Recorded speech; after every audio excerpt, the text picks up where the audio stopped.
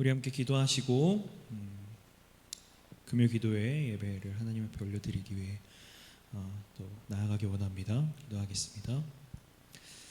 사랑의 아버지 하나님, 감사합니다. 오늘 이 시간 주님께서 우리 가운데 함께 하심으로 또 우리가 주님 앞에 모여 예배할 수 있도록 인도하심에 감사합니다. 주님께서 우리의 마음을 지켜주시고 또 우리에게 은혜를 허락하셔서 우리가 예배를 사모하며 또 주님을 따르며 나아갈 수 있음을 고백합니다. 우리의 이 마음이 변하지 않도록 지켜주시고 세상의 유혹과 시험이 우리에게 몰려올지라도 우리가 오직 주님을 사랑하며 고백하며 또 감사하며 나아갈 수 있는 우리가 될 수 있도록 인도하여 주시옵소서. 감사합니다. 예수님의 이름으로 기도드렸습니다. 아멘. 우리 찬송가 293장 함께 찬양하겠습니다.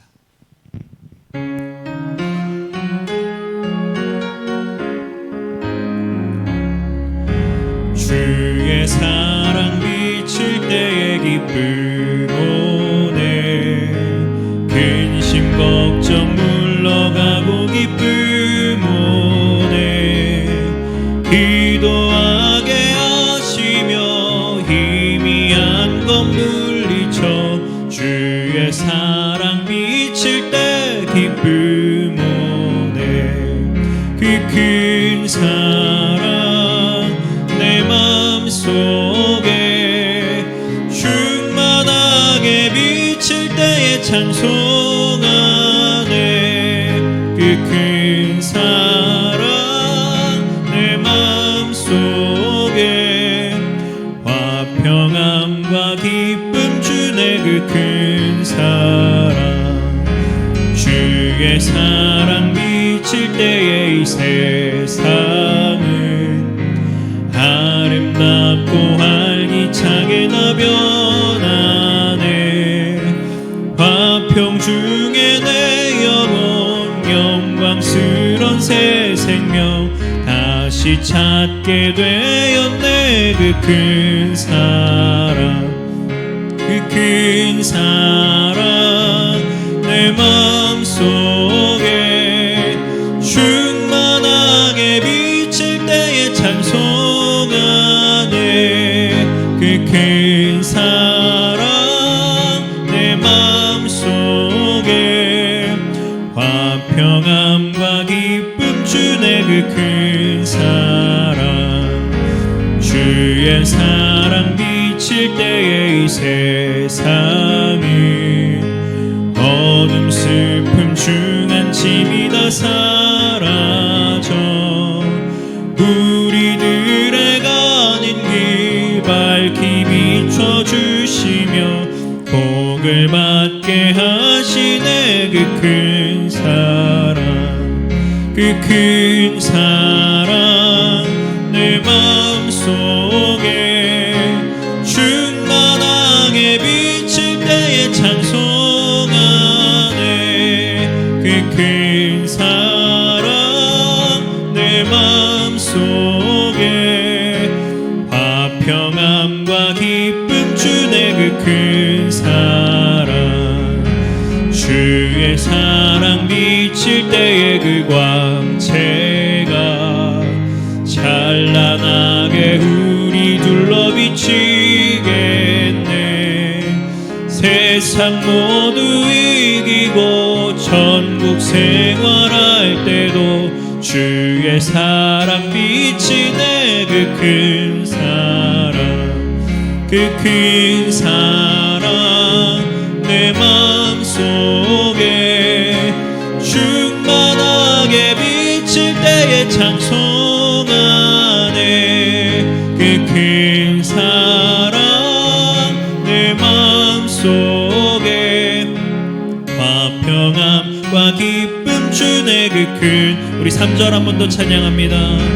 주의 사랑 비칠 때에 이 세상은 어둠 슬픔 중한 짐이 다 사라져 우리들의 가는 길 밝히 비춰주시며 복을 받게 하시네. 그 큰 사랑 그 큰 사랑 내 마음속에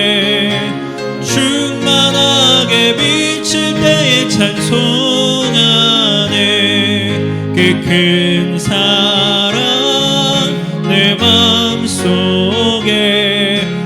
화평함과 기쁨 주네. 그 큰 사랑 주의 사랑 비칠 때에 그 광채가 찬란하게 우리 둘러 비치겠네. 세상 모두 이기고 천국 생활할 때도 주의 사랑 비치네. 그 큰 사랑 그 큰 사랑 내 마음속에 충만하게 비칠 때에 찬송하네. 그 큰 사랑 내 마음속에 화평함과 기쁨 주네. 그 큰 사랑. 아멘. 우리 시간 같이 함께 기도할 때에 주님의 은혜가 필요합니다. 말씀을 듣고도 그 말씀에 순종하고자 하는 마음을 허락하여 주시옵소서. 그 말씀이 다른 사람이 들어야 할 말씀이기보다는 내가 들어야 할 말씀으로 받게 하여 주시옵소서. 이 말씀이 우리의 삶과 상관없는 말씀이 아니라 우리의 삶에 참으로 우리가 적용하고 그렇게 살아가야 하는 말씀이 되게 하여 주시옵소서. 더욱더 예배를 사모하며 예배 가운데에 나아오고자 하는 그 마음들을 허락하여 주시옵소서. 우리 이 시간 주님 앞에 간절히 간구하며 합심하여 함께 기도하며 나아갑니다. 사랑이 많으신 아버지 하나님 감사합니다. 우리에게 허락하신 주님의 은혜로 말미암아 아버지 우리가 금요기도회로 함께 또 이 자리에 모이게 하시고 또 예배하며 또 주님을 찬양하며 주의 말씀을 들으며 기도할 수 있도록 주님 인도하심에 감사합니다. 시기가 어려울수록 우리의 상황과 환경이 어려워질수록 더욱더 기도해야 하는데 그 기도의 자리를 점점 멀리하는 우리들의 모습들을 보게 됩니다. 주님, 우리가 주님 앞에 모이게 하시고 또 주님을 찾게 하시고 갈급한 마음으로 주님 앞에 나아갈 수 있도록 인도하여 주시옵소서. 아버지 오늘 예배 가운데 주시는 그 은혜가 나에게 주시는 그 은혜로 말미암아 우리의 삶의 가치관이 우리의 삶의 방향성이 변화되게 하시고 주님이 기뻐하시고 원하시는 그 뜻 가운데로 살아갈 수 있는 우리들이 되게 하여 주시옵소서. 말씀을 전하시는 목사님 가운데도 함께 하시어 아버지 하나님 그 말씀의 영역이 더욱더 강건하여서 아버지 그 말씀을 통하여 우리가 더욱더 주님을 바라보며 주님을 아버지 찾게 되며 주님 앞에 세워져 갈 수 있는 우리들이 되게 하시고 그 말씀이 우리의 심령을 변화시켜 아버지 더욱더 주님의 사랑하는 자녀들로 살아갈 수 있도록 주님 붙잡아 주시옵소서.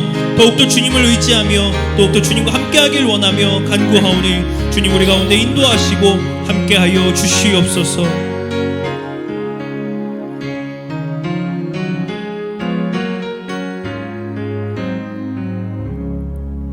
주께서 택하시고 가까이 오게 하사 주의 뜰에 살게 하신 사람은 복이 있나이다. 우리가 주의 집 곧 주의 성전의 아름다움으로 만족하리이다. 아멘. 영광 받으시기 합당하신 우리들의 아버지 하나님, 오늘 금요 심야 기도회로 모여서 함께 예배를 드립니다. 비록 대면에서 예배는 드리지 못할지라도 주님이 있는 곳에서 간절히 사모하게 하여 주옵시고 예배 드리는 모든 성도들에게 하늘의 신령한 은혜를 허락해 주시옵소서. 감사하고 예수님의 이름으로 간절히 기원하옵나이다. 아멘. 569장 찬송합니다.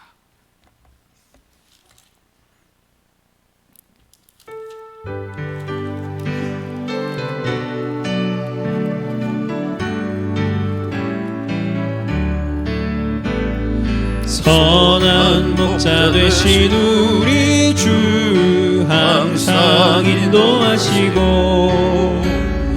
푸른 풀밭 좋은 곳에서 우리 먹여주소서.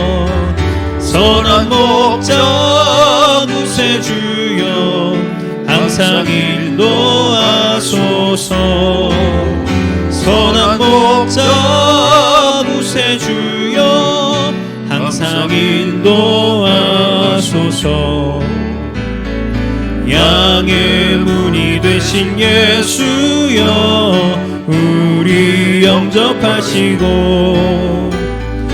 길을 잃은 양의 무리를 항상 인도하소서. 선한 목자 구세주여 기도 들어주소서. 선한 목자 구세주여 기도 들어주소서. 흠이 많고 약한 우리를 용납하여 주시고 주의 넓고 크신 은혜로 자유 얻게 하셨네. 선한 목자 구세주여 지금 나아갑니다. 선한 목자 구세주여 지금 나아갑니다. 일찍 주의 뜻을 따라서 살아가게 하시고 주의 크신 사랑 베푸사 따라가게 하소서. 선한 목자 구세주여 항상 인도하소서. 선한 목자 구세주여 항상 인도하소서. 간절합니다. 흠이 많고 약한 우리를 용납하여 주시고 주의 넓고 크신 은혜로 자유 얻게 하셨네. 선한 목자 구세주여 지금 나아갑니다. 선한 목자 구세주여 지금 나아갑니다.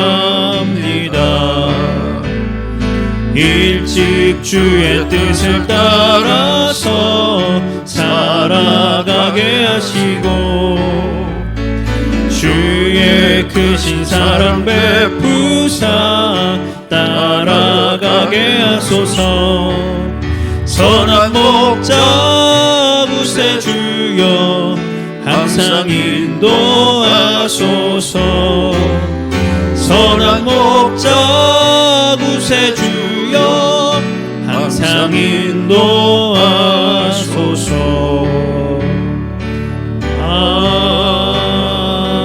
아멘. 570장 찬송 한 장 더 부르고 기도하겠습니다.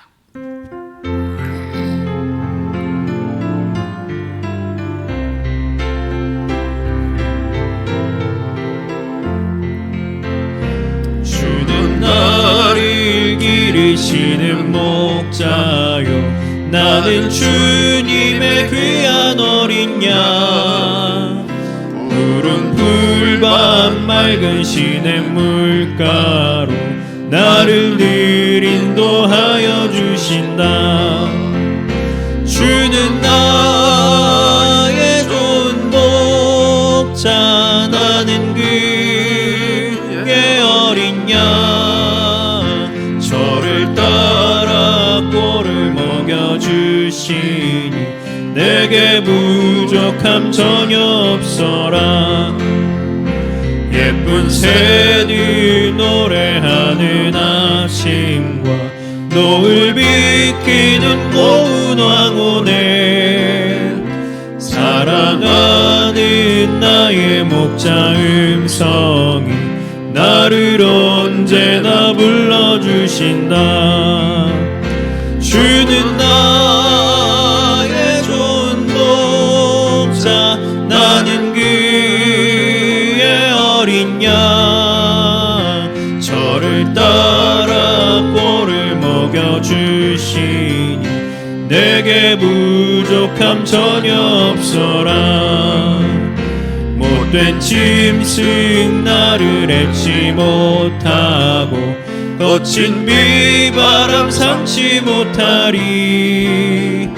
나의 주님 강한 손을 펼치사 나를 주야로 지켜주신다.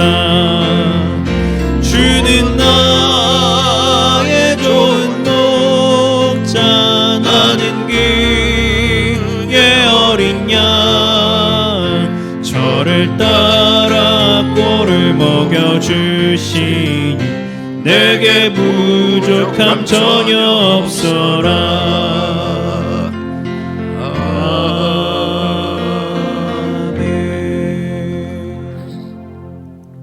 기도드립니다. 우리의 선한 목자 되신 좋으신 하나님 아버지, 감사합니다. 때를 따라 쉴만한 물가로 그리고 좋은 꼴을 먹여주시니 감사합니다.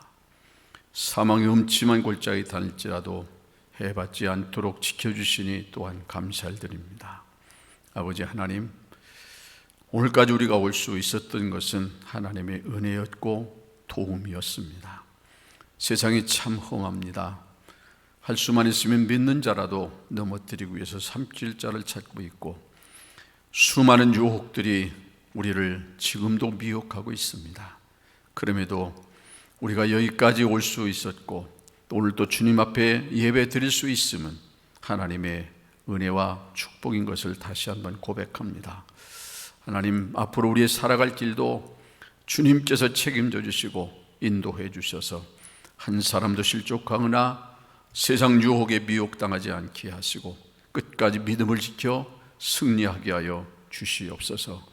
이구동성으로 모든 사람들이 지금은 말세라고 말을 합니다. 주님의 때가 임박해 오고 있다고 하는 사실을 많은 사람들이 알고 있지만 마지막 때를 준비하는 사람은 그렇게 많지 않은 것 같습니다. 첫째의 기근과 지진과 전쟁과 기하로 허덕이는 사람들이 많이 있습니다. 결코 우연이 아니라 마지막 때에 일어날 현상들이 지금 일어나고 있습니다. 이런 모습들을 보면서 우리 믿음의 사람들은 경각심을 갖게 하여 주옵시고 깨어 기도하게 하시고 주님께 더 가까이 갈 수 있도록 은혜 허락해 주시옵소서. 비록 지금은 코로나19로 인해서 비대면으로밖에 예배를 드릴 수 없는 상황에 주님 앞에 나오지 못하지만 아버지, 이런 모든 것들이 이제 해소되고 자유롭게 예배 드릴 수 있을 때 마음껏 주님 앞에 나와 예배 드릴 수 있도록 준비하게 도와주시옵소서. 아버지, 이럴 때 우리가 정말 자유롭게 신앙생활하고 있음이 얼마나 감사했는지 모이고 싶을 때 아버지 마음껏 모여서 하나님을 찬양하고 마음껏 부르짖어 기도할 때가 얼마나 감사한 일인지를 다시 한번 깨닫게 하시니 감사합니다. 범사에 감사할 일이 많이 있음에도 감사하지 못했고 지금까지 그렇게 살아왔습니다. 이제부터라도 감사하며 살겠습니다. 성숙한 믿음의 감사, 범사에 감사할 수 있게 도와주시옵소서. 아버지, 오늘도 아버지 금요 심야기도회로 모여서 함께 기도하기를 원합니다. 지금 우리가 기도할 제목들이 참 많이 있습니다. 나라와 민족을 위해서, 코로나19로 인해서 아버지 어려움 당하는 사람들을 위해서, 경제적으로 타격을 받고 힘들어한 사람들, 병든 사람들, 아버지 하나님, 이제 실업자들, 또 아버지 소상공인들과 자영업자들, 아버지 하나님이여, 또 우리 교회와 지역사회와 그리고 사랑하는 성도들 가정과 직장과 사업을 위해서, 그리고 자녀들을 위해서, 건강을 위해서 기도할 제목은 무궁무진합니다. 하나님, 그럼에도 우리가 기도하지 못한 것을 용서해 주시고 더 열심히 깨어 기도하며 아버지 주님 맞을 준비할 수 있도록 은총 베풀어 주시옵소서. 오늘도 사모합니다. 비록 비대면으로 온라인 예배를 드릴지라도 주님 있는 곳에서 정말 간절히 사모하게 하시고 정성껏 예배 드릴 수 있게 하여 주옵시며, 대면에서 드린 예배와 동일하게 하나님의 은혜가 넘치게 하여 주옵시고 크신 능력으로 함께 하셔서 아버지 한 주간도 승리할 수 있도록 복의 복을 더하여 주시옵소서. 부족한 종의 말씀을 대언할 때 능력의 말씀, 진리의 말씀, 생명의 말씀을 증거할 수 있도록 도와주시고 입술에 파수꾼 세우셔서 오직 하나님의 말씀만 대언할 수 있도록 은혜 베풀어 주시옵소서. 이 말씀이 살아 역사하는 능력의 말씀이 되게 하여 주옵시며, 양날에 아버지 날선 검이 되어서 우리 무딘 심령 골수를 쪽에게 도와주시옵소서. 그래서 아버지 모든 심령들이 은혜가 넘치게 하여 주옵시고 새롭게 변화되게 하여 주옵시며 풍성한 꼴을 먹고 아버지 심령이 더 새로워질 수 있도록 은총 베풀어 주시옵소서. 몸된 교회를 사랑하셔서 여기까지 인도하신 그 하나님의 놀라우신 은혜를 찬양합니다. 앞으로도 아버지 하나님 많은 영혼들이 제단을 통해 구원 얻게 하시고 하나님 나라 확장해 가는 데 앞장설 수 있도록 은총 베풀어 주시옵소서. 어린아이부터 어른에 이르기까지 한 심령도 아버지 코로나 때문에 낙오되지 않게 하시고 믿음이 나태해지지 않고 게을러지지 않게 하시고 습관되지 아니하도록 도와주시어서 언젠가 아버지 하나님이 모든 바이러스가 사라지고 자유롭게 예배드릴 수 있는 날 모든 성도들이 다 나와서 예배 드릴 수 있도록 은총 베풀어 주시옵소서. 오늘도 주께서 친히 함께해 주시길 원하옵고 예수님의 이름으로 간절히 기도하옵나이다. 아멘.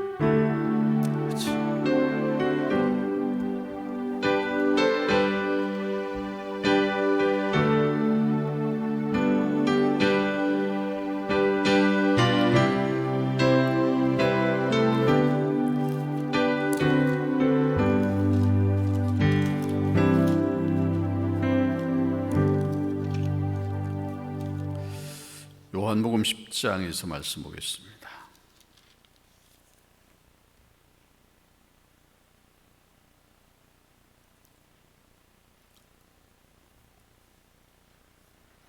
요한복음 10장 7절부터 10절까지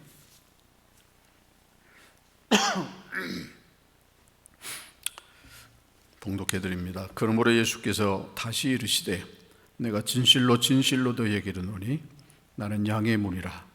나보다 먼저 온 자는 다 절도요 강도니 양들이 듣지 아니하였느니라. 내가 문이니 누구든지 나로 말미암아 들어가면 구원을 받고 또는 들어가며 나오며 꼴을 얻으리라. 도둑이 오는 것은 도둑질하고 죽이고 멸망시키려는 것뿐이요 내가 온 것은 양으로 생명을 얻게 하고 더 풍성히 얻게 하려는 것이라. 아멘.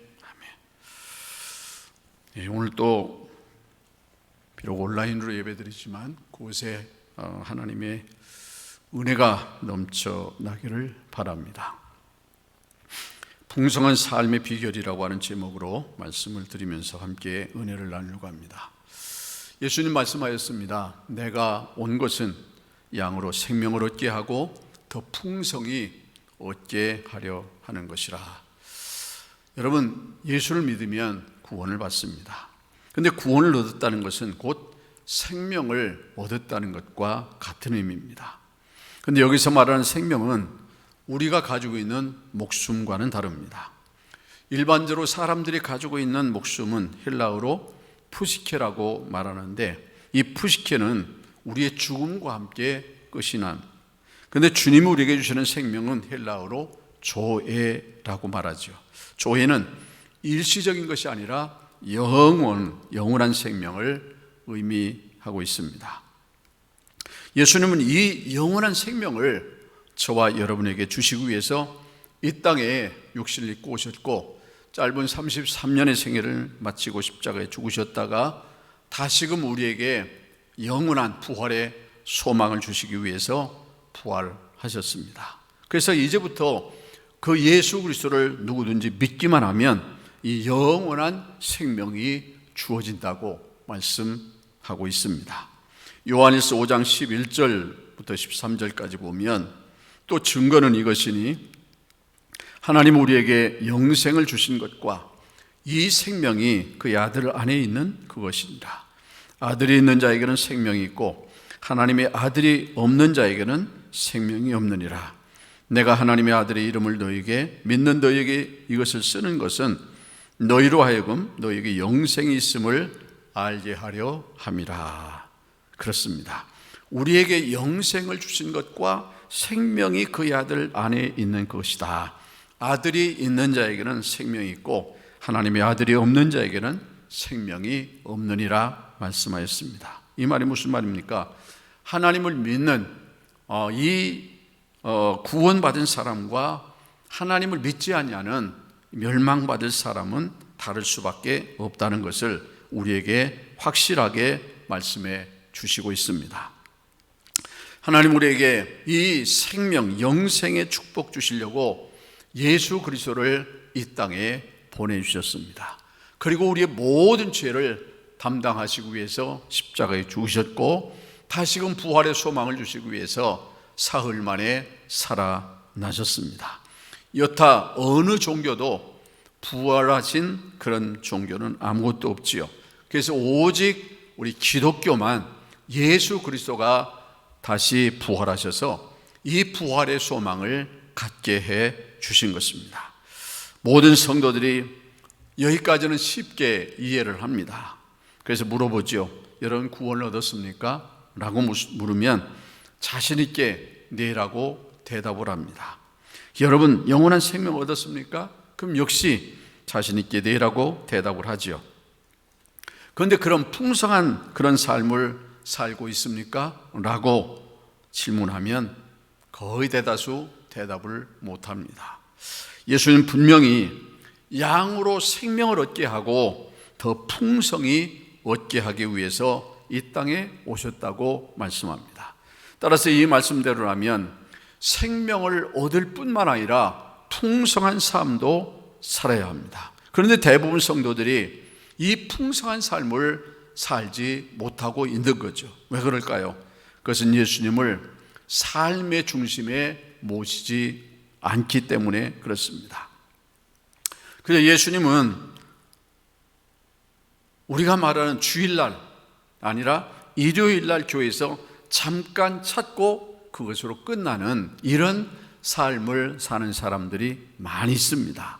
그러니까 예수 그리스도가 자기 삶의 중심에 계셔야 되는데 오직 자기가 삶의 주인이고 그 중심에 예수님의 자리에 자기가 앉아서 자기가 주인 노릇하고 그러니 자기 마음대로 자기 생각대로 자기 계획대로 일을 하고 있으니 그 일이 될 수가 없는 거죠.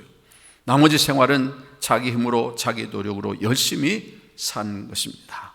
그러나 노력한 만큼 수고한 만큼 성과가 별로 없다는 것을 말씀하고 있습니다. 오늘 2부 예배 때도 말씀드렸지만 역사가 토인비가 말한 것처럼 여러분 우리가 생각한 대로 애쓰고 수고한 대로 되어지는 것은 아무것도 없다. 만약에 그렇게 되면 그게 신이라고 말했던 것처럼 우리가 생각하고 우리가 계획해서 내가 삶의 중심에 있어서 내가 주인 노릇하고 내 마음대로 계획하고 추진해 보지만 그 일이 마음대로 안 되어진다는 것을 우리는 지금까지 살아오면서 많이 경험을 해왔습니다. 성경은 이런 이야기들로 가득 차 있죠. 누가복음 15장에 나오는 둘째 아들, 소위 말하는 탕자에 대해서 잘 알고 있습니다. 자, 둘째 아들 아버지를 모시고 살았을 때 풍족한 삶을 살았습니다. 근데 살다 보니까 오히려 부모에 의해서 자기가 편하게 먹고 잘 살고 있는데 그 사실을 깨닫지 못하고 오히려 부모는 거치장스러운 존재요. 그리고 자기를 간섭하고 뭐 이런저런 일들 때문에 자기가 꿈을 펼칠 수가 없는 것처럼 생각하고 부모가 오히려 없는 게 낫다라고 생각하고 자기 스스로 독립해서 살면 잘 살 수 있을 것처럼 생각해서 독립을 하죠. 자기에게 돌아올 분깃을 미리 달라고 해서 그것을 가지고 먼 타국에 가서 열심히 생활합니다. 그런데 방탕하고 다 이렇게 술 취하고 매일같이 살다 보니까 가지고 있던 돈을 다 이제 허비했습니다. 더 이상 갈 데도 없습니다. 오라고 하는 것도 없습니다. 그래서 결국에는 나중에 돼지가 먹는 지엽 열매를 먹어야 될 만큼 비참한 처지에 빠지게 되지요. 자, 누가복음 15장 16절 보면 그가 돼지 먹는 지엽 열매를 배울 채우고자 하되 주는 자가 없는지라. 그 지엽, 돼지가 먹는 그 지엽 열매라고 하는 것을 그것으로라도 너무 배고프니까 배를 채우고 싶은데 그것마저도 주는 사람이 없다. 얼마나 비참한 삶입니까? 사람이 먹는 음식이 아니라 돼지가 먹는 그 지엽 열매를 먹고 싶은데 그것조차도 먹을 수가 없는 형편까지 추락하고 말았습니다. 자, 그 상황에서 이 아들이 생각한 게 뭡니까? 아버지 품으로 가야 되겠다.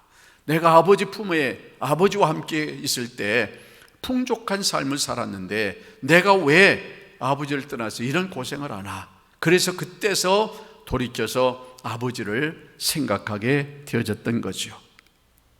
자, 아버지 품으로 돌아옵니다.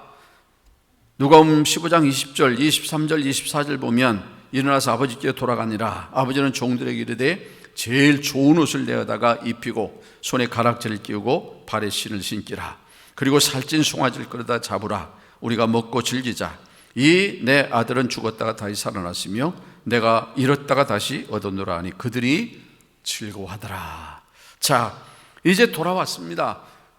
배고프고 고난의 삶을 살게 되면서 그제서 아버지를 생각합니다. 그래도 일말의 양심은 있어서 이 둘째 아들은 생각을 하죠. 아버지에게는 정말 풍족한 양식이 있고 품꾼들이 얼마나 많은데 나는 여기서 줄여 죽는구나. 그러면서 아버지께로 돌아가기 위해서 결심했는데 차마 아버지의 자식이라고 일컬음 받기는 너무 부끄럽고 죄스러우니까 품꾼 중에 하나로라도 써달라고 애원을 해봐야 되겠다. 그런 마음 가지고 아버지 품을 그리워하고 찾아왔습니다. 그런데 아버지는 멀리서 거짓골이 되어서 돌아오는 그 아들을 알아보죠. 그리고 달려가서 목을 끌어안고 그리고 이 내 아들은 죽었다가 살았고 잃었다가 다시 찾은 아들이다. 자, 목욕을 시키고 옷을 갈아입히고 그리고 살찐 술을 잡습니다. 동네 사람들 다 초대해가지고 정말 거창하게 이제 잔치를 배설하지요. 그렇게 아버지는 그 아들을 기다리고 있었던 겁니다. 내가 중심이 되어서 살려고 하면 이 둘째 아들처럼 이렇게 삶이 피폐해질 수밖에 없고 그리고 자기 마음대로 살면 모든 것이 잘 될 줄 알았지만 안 된다는 것을 실감하고 다시 아버지 품에 돌아왔던 것을 알 수 있습니다. 예레미야 2장 13절 보면 내 백성이 두 가지 악을 행하였나니 곧 그들이 생수의 근원되는 나를 버린 것과 스스로 웅덩이를 판 것인데 그것은 그물을 가두지 못할 터진 웅덩이들이라. 이스라엘 백성들이 두 가지 악을 행했습니다. 하나는 생수의 근원이신 하나님을 버린 것입니다. 그리고 스스로 웅덩이를 팠는데 그 웅덩이는 물을 담지 못하는 터진 웅덩이라고 말씀하고 있습니다. 하나님은 생수의 근원이십니다.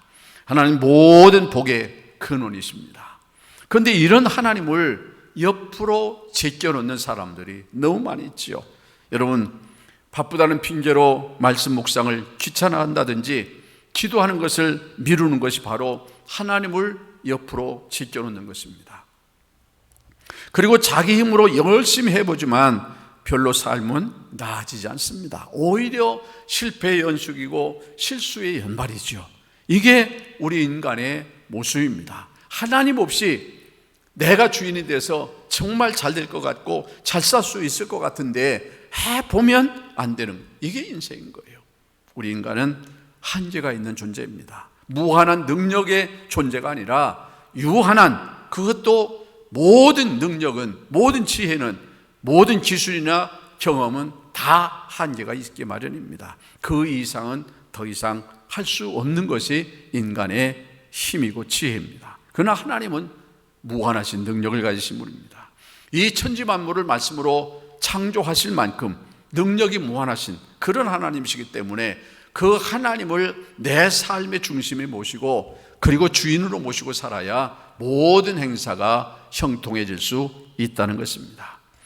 그래서 이렇게 자기 힘으로 살려고 하고 열심히 해보지만 별로 나아진 것도 없고 실패를 연속하고 계속 실수를 연발하는 이런 모습을 보면서 하나님은 안타까워하시죠. 그러면서 이렇게 말씀하십니다. 이사야 55장 1절 이하에 보면 오라 너희 모든 목마른 자들아 물로 나오라.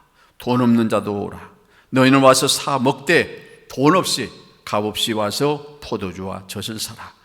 너희가 어찌하여 양식 아닌 것을 위하여 은을 달아주며 배부르게 하지 못할 것을 위하여 수고하느냐. 내게 듣고 들을지어다. 그리하면 너희가 좋은 것을 먹을 것이며 너희 자신들이 기름진 것으로 즐거움을 얻으리라. 이렇게 자기 삶에, 자기가 삶의 주인이 되고 중심의 자리에, 하나님 자리에 자기가 앉아서 이러쿵저러쿵 하면서 모든 실수를 연발하는 이런 어리석은 사람들 향해서 하나님은 다 내게로 오라고 말씀합니다. 와서 돈 없이 값 없이 포도주와 젖을 사라고. 어찌해서 양식하는 것을 위해서 은을 달아주고 배부르지 못할 것을 위하여 수고하느냐. 내게 와서 들을지어다. 그리하면 너희가 좋은 것을 먹을 것이다. 하나님 말씀하였습니다. 그렇습니다. 오늘 우리는 하나님을 우리의 삶의 중심에 모셔야 됩니다. 그 중심에 하나님이 계시면서 우리의 삶의 주인으로 우리를 이끌어 가시도록 우리의 삶 전체를 위탁해 드려야 합니다. 그럼 하나님을 삶의 중심에 모시면 어떤 삶이 이루어질까요? 복을 받은 사람들이 기록되어 있죠. 대표적으로 구약 성경에 보면 시돈 여인 사르밧 과부가 등장합니다. 자, 당시 하나님께서 3년 6개월 동안 지면에 비를 내리지 않았습니다. 여러분, 3개월만 비가 내리지 않아도 힘든데 3년 6개월 동안 비가 오지 않았다고 하면 상상해 보십시오. 얼마나 힘들겠습니까? 사람은 70% 이상이 물로 되어 있기 때문에 물이 없이는 살아갈 수가 없는데 3년 이상 비가 오지 않았다고 하면 정말 이거는 절박한 그런 심정일 수밖에 없지요.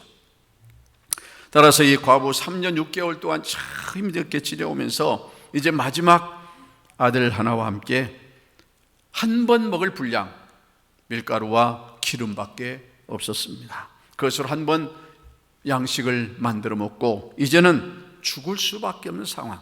이에서 나뭇가지를 줍고 있었습니다.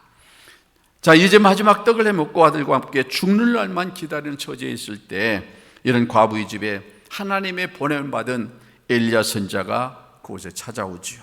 자, 그 전에 그 과부의 집은 그 여인이 삶의 중심이었습니다. 자기 마음대로 자기가 중심에 있고 자기가 주인이기 때문에 자기가 모든 것을 좌지우지하며 살아왔습니다. 그녀는 나름대로 아들과 살아보려고 수고하고 애썼을 것입니다. 그러나 가난을 벗어나지 못했습니다. 힘겨운 삶, 그저 하루하루 힘겹게 고달프게 살아갈 수밖에 없었습니다. 그런데 이제 하나님의 사람 엘리야 선지자가 찾아옴으로써 하나님이 그 집을 다스리기 시작했습니다. 그런데 문제는 그 여인이 엘리야 선지자가 하나님의 보냄을 받았다고 말했어도 그것을 받아들이지 않았다면 자기 삶의 중심에 자기가 있고 자기가 주인이 돼서 그대로 살다가 앞에 말씀드린 것처럼 한 번 먹을 분량의 것이 이제 다 떨어지면 죽을 수밖에 없었을 텐데 하나님의 사람 엘리야가 와서 그 떡을 만들어서 내게로 먼저 가져와라. 여인이 그 말씀에 순종을 했고 하나님의 선지자를 받아들입니다. 하나님의 말씀을 수용합니다. 그래서 이제 삶의 주인이 바뀌어지게 되어진 것입니다. 과부는 엘리야 선지자가 전하는 이 다음과 같은 말씀을 들었습니다. 열왕기상 17장 13절에 보면 엘리야가 그에게 이르되 두려워하지 말고 가서 네 말대로 하려니와 먼저 그것으로 나를 위하여 작은 떡 한 개를 만들어 내게로 가져오고 그 후에 너와 네 아들을 위하여 만들라.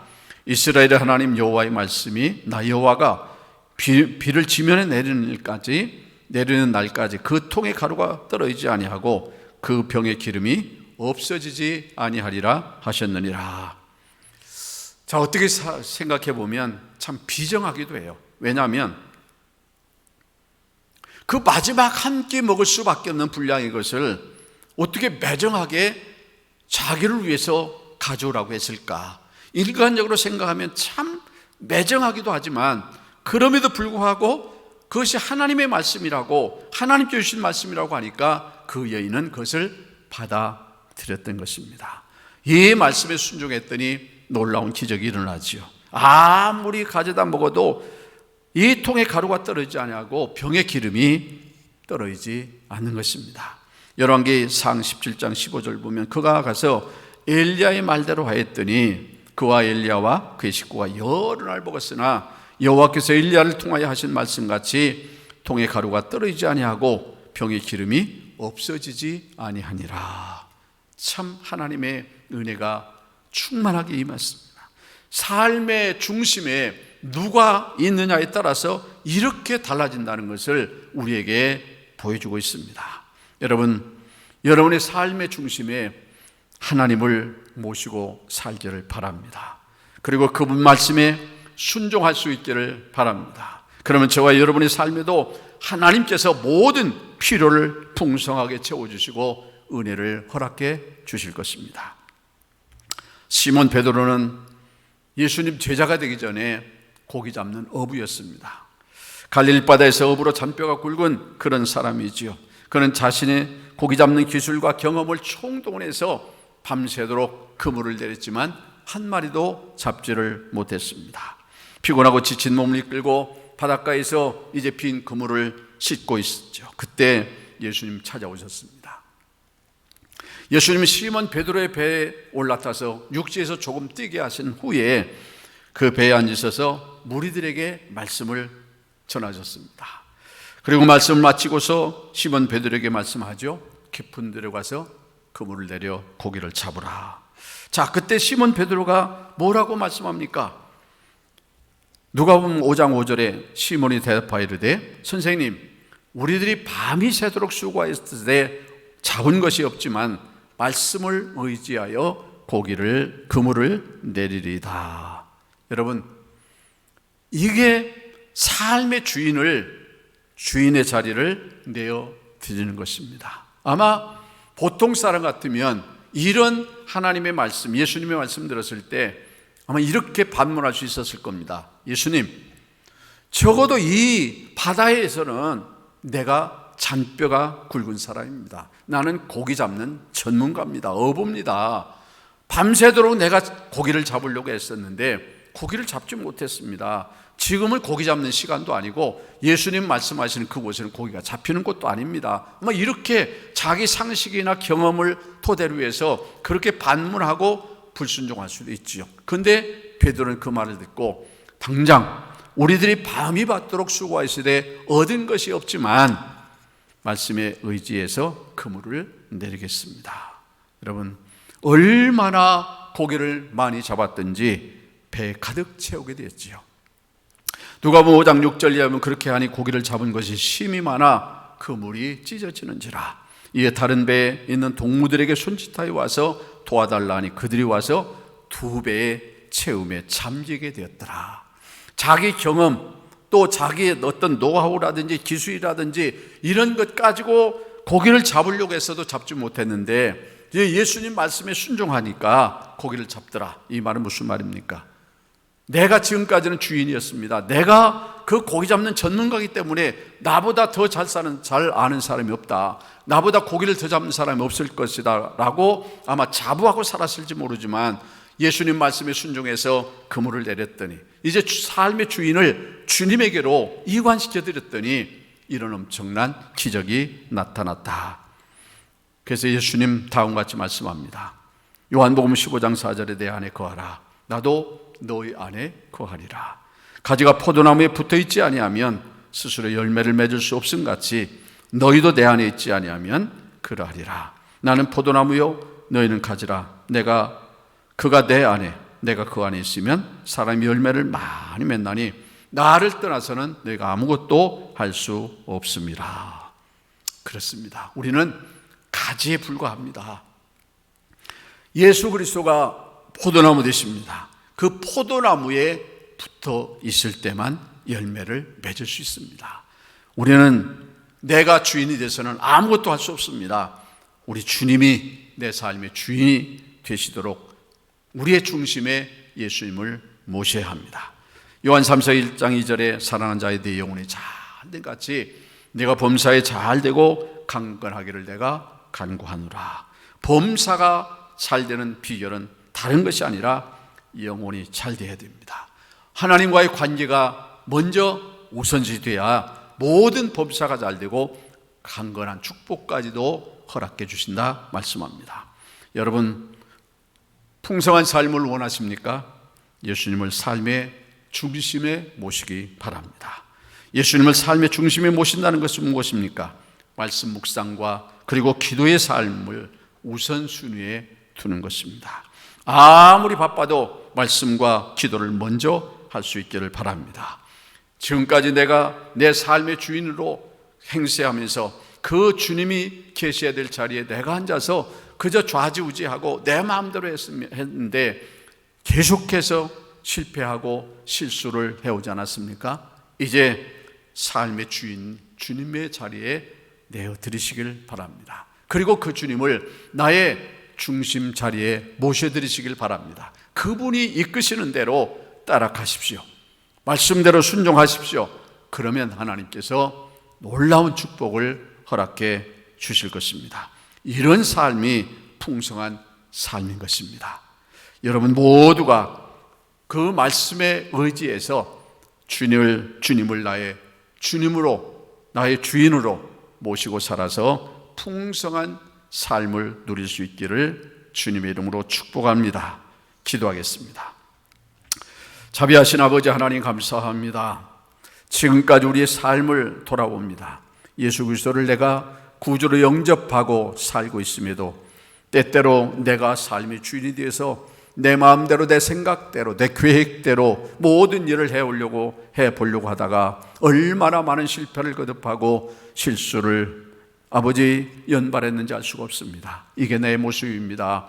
아버지 하나님, 이제부터라도 이제 내 삶의 주인을 주님이신 것을 고백하고 내 중심 자리에 예수 그리스도를 모시게 하여 주옵시고 그분이 이끄시는 대로 따라갈 수 있게 도와주시옵소서. 그래서 풍성한 삶을 누릴 수 있도록 은혜 허락해 주시옵소서. 이후에도 우리의 모든 삶 전폭을 주님께 맡겨드리오니 선한 길로 인도하시고 믿음의 길로 인도하셔서 한 사람도 세상으로 빠지지 않고 오직 주님이 원하시는 그 길을 걸어갈 수 있도록 복의 복을 더하여 주시옵소서. 감사하고 예수님의 이름으로 기도하옵나이다. 아멘. 277장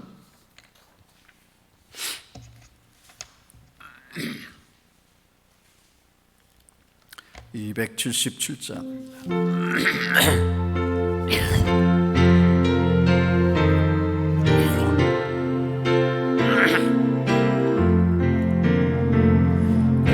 양떼를 떠나서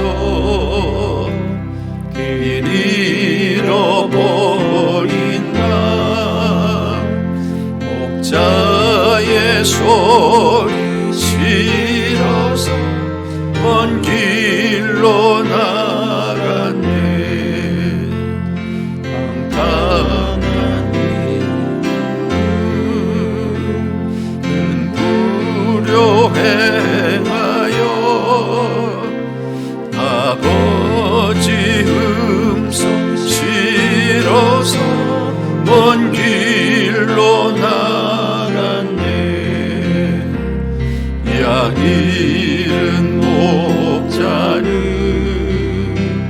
그 양을 찾으러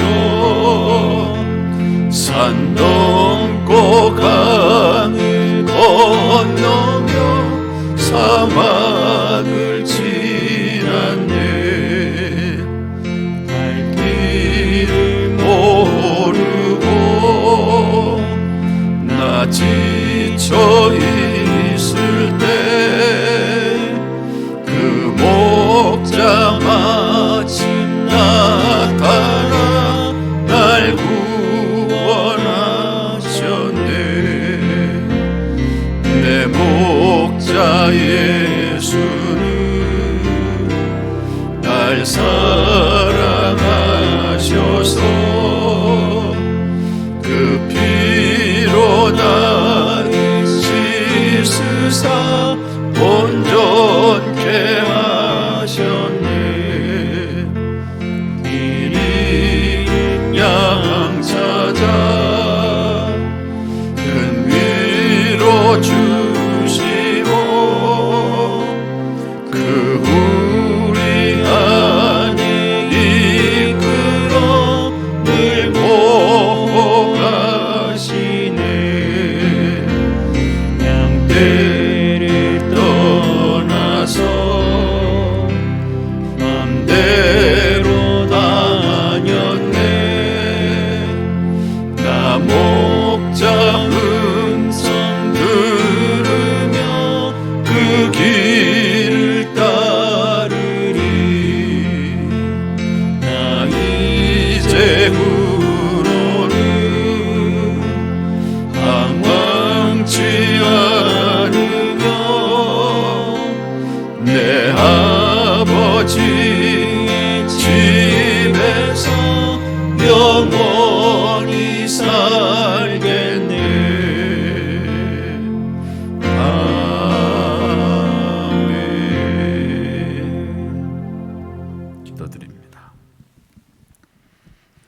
이제는 우리의 선한 목자 되신 우리 주님 예수 그리스도의 무한하신 은혜와 하나님 우리 아버지의 극진하신 사랑하심과 성령님의 감동, 감화, 교통, 충만하심이 사랑하는 모든 성도들 머리 위에와 가정 위에 이제로부터 영원 무궁토록 함께 있을지어다. 아멘.